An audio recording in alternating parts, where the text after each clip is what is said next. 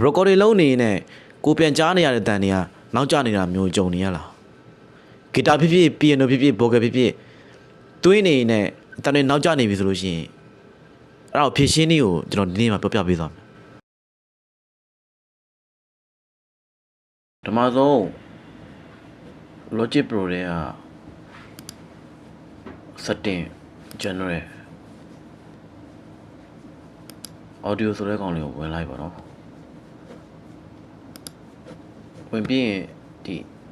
low latency monitoring mode ဆိုတဲ့ခါလေးကိုအမှန်ကြီးချိတ်လိုက်အဲဆိုရင်ကိုကြားနေရတဲ့ recording လုံးနေနဲ့ကြားနေရတဲ့အတန်တွေက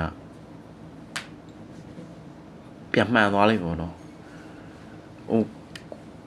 ဘောကဲဆိုနေပြီဆိုလို့ရှိရင်တော့ကိုဆိုတဲ့အတန်တိုင်းပြန်ကြားရမယ်ဂီတာတီးနေပြီဆိုလို့ရှိရင်ကိုတီးနေတဲ့ပုံစံတိုင်းပဲဒီ monitor လက်ချက်ကနေပဲဖြစ်ဖြစ် speaker ကနေပဲဖြစ်ဖြစ်ကိုတီးပြန်ကြားရမယ်ပေါ့နော်ဒါ recording လုံးနေတဲ့အချိန်မှာပေါ့နော်ခေါင်းလေးဖွင့်လိုက်ရင်ရတယ် buffer site တွေပါလေသွားပြောင်းစရာမလိုဒါပေမဲ့တစ်ခုရှိရ recording လုပ်ပြီးရင်တော့အမှန်ကျင့်တော့ပြန်ဖြိုးလိုက်ပေါ့နော်โอเคတီးကျင်တာရှိလို့ချင်း comment မှာမှတ်ထားကြလိုက်နော်ကျွန်တော်ပြန်ပြောပါဦးနောက်ထပ်ဗီဒီယိုတွေထည့်ရိုက်ဖို့လည်းကျွန်တော်ဆက်မကြိုးစားတော့စတော့နောက်ပြန်တွေ့မယ်နော်တတ